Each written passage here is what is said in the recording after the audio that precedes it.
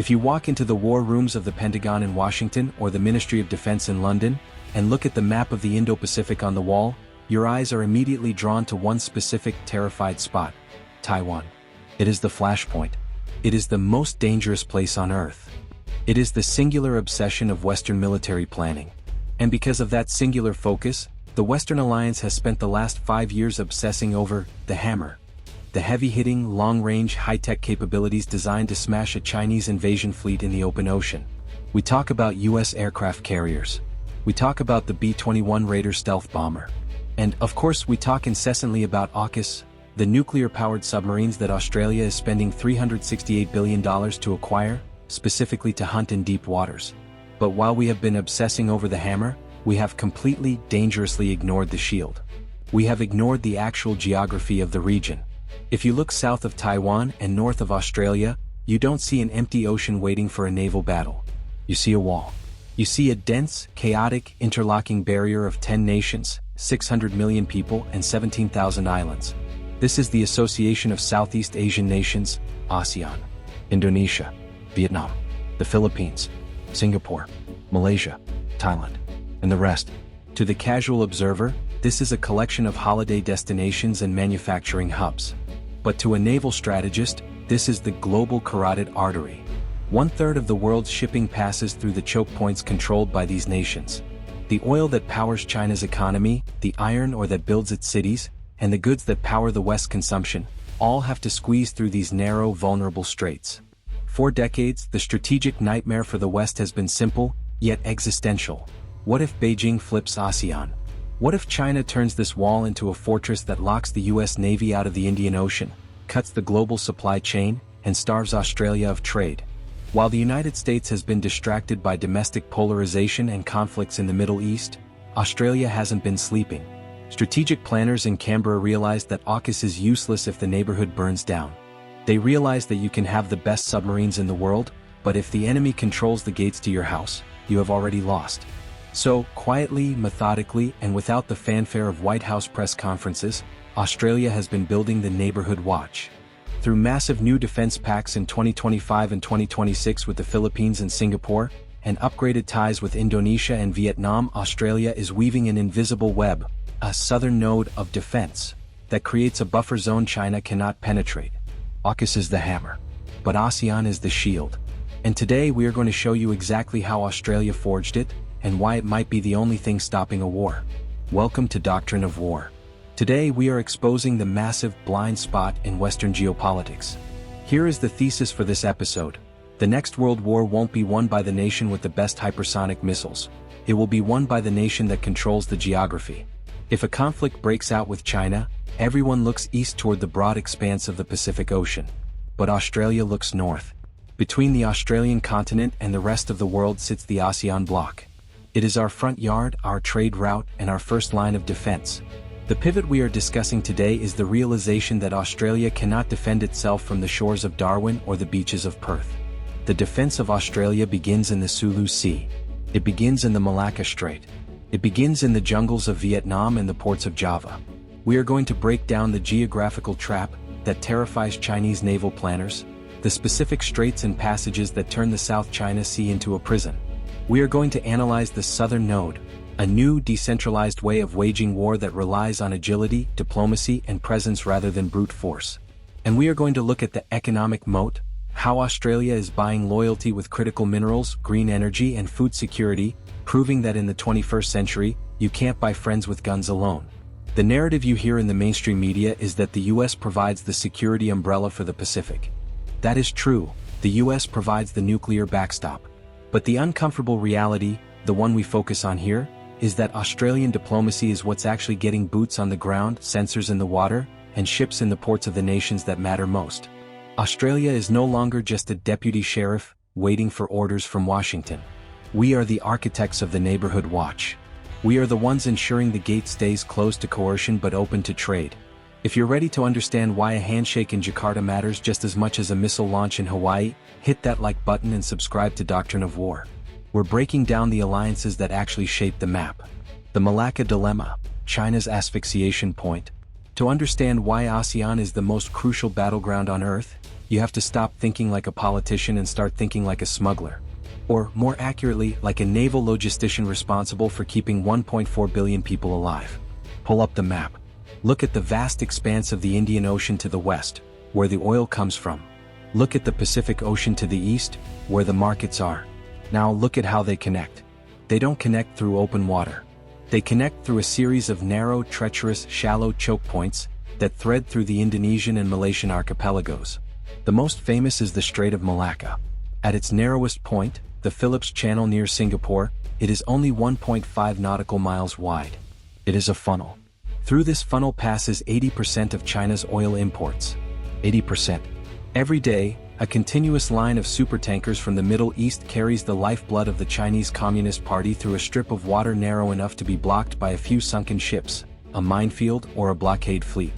This is what former Chinese President Hu Jintao famously called the Malacca Dilemma.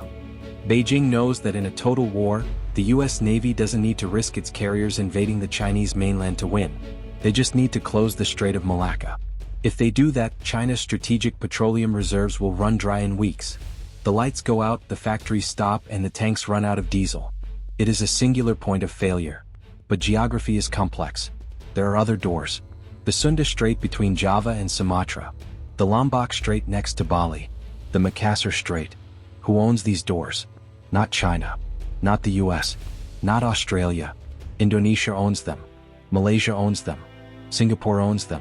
The Philippines owns the exits into the Pacific via the Luzon Strait and the Cebutu Passage. This is the geographical trap. China is a massive continental power, but it is geologically imprisoned by the ASEAN archipelago. To project power south, to threaten Australia, to deploy their submarines into the deep Indian Ocean to threaten India, or to secure their own supply lines, the Chinese Navy plan must pass through waters controlled by these 10 nations. If ASEAN is neutral, China has a chance to bribe its way through. If ASEAN is hostile, or if ASEAN is aligned with Australia and the West, China is trapped in a box. For years, China has tried to bribe, bully, and coerce these nations into submission. They built artificial islands in the South China Sea, militarizing reefs to try and force sovereignty. They sent their coast guard to harass Filipino fishermen and Vietnamese oil rigs, trying to intimidate them into silence. But geography is stubborn. You cannot move an island chain. And Australia has realized that the key to holding China back isn't just confronting them in the open ocean. It's about reinforcing the lock on the gate. The traffic jam of the century, brown water realities. The Western view of the Pacific is often distorted by the blue water mindset of the US Navy. Americans think in terms of carrier strike groups operating in the deep, open ocean where they have room to maneuver, launch aircraft, and use their massive radar horizons. But the reality of a conflict in Southeast Asia is a brown water fight. It is a knife fight in a phone booth. The South China Sea and the archipelagic waters of Indonesia are not an empty ocean, they are a traffic jam. The water is cluttered with thousands of fishing vessels, commercial trawlers, oil rigs, and cargo ships. The acoustic environment is a nightmare for sonar operators. It is noisy, shallow, and full of false contacts. The thermal layers in the water act as shields for submarines. In this environment, sea control, the ability to sail anywhere you want with impunity, is almost impossible for any navy, including the US. But sea denial, the ability to stop the enemy from sailing, is much easier, provided you have friends on the shore. This is where Australia's strategy comes into play. Australia doesn't need to control the South China Sea. We just need to ensure that the nations surrounding it have the capability and the will to deny it to China. This aligns with the emerging military doctrine of archipelagic defense.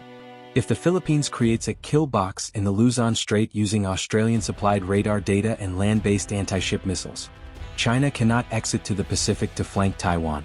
If Indonesia uses its submarine force, which cooperates closely with the Royal Australian Navy, to patrol the deep-water Lombok Strait, China cannot send its nuclear ballistic missile submarines, SSBNs, into the Indian Ocean to target the US homeland from the south.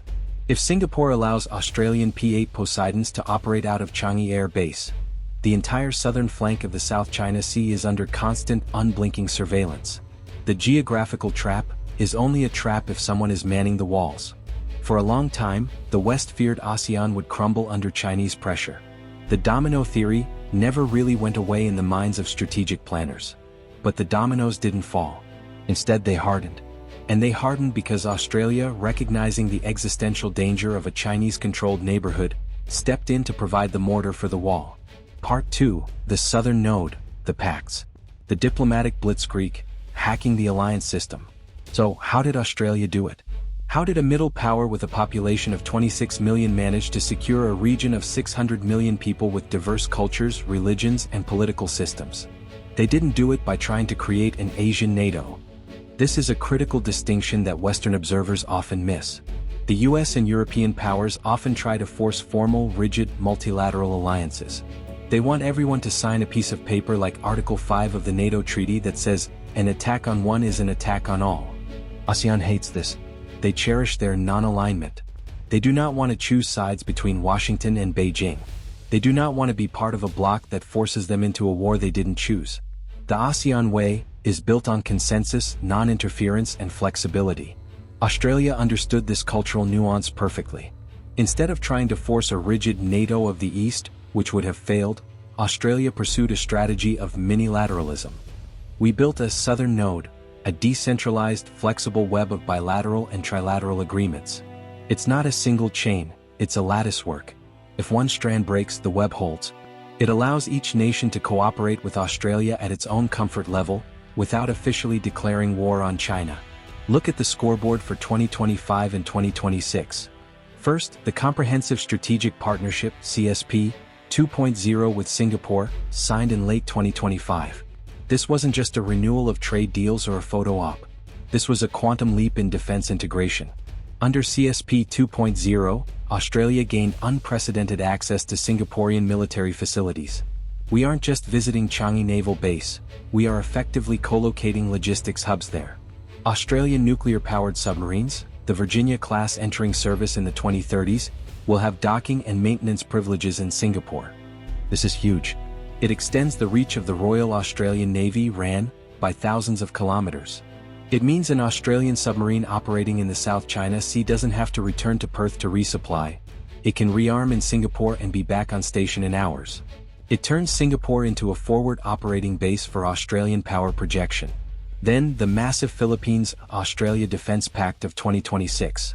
The Philippines has been on the front line of Chinese aggression. Their sailors have been water cannoned, their ships rammed, and their territory encroached upon. They were desperate for a partner who wasn't just the US, which carries political baggage and fear of abandonment. Australia stepped up.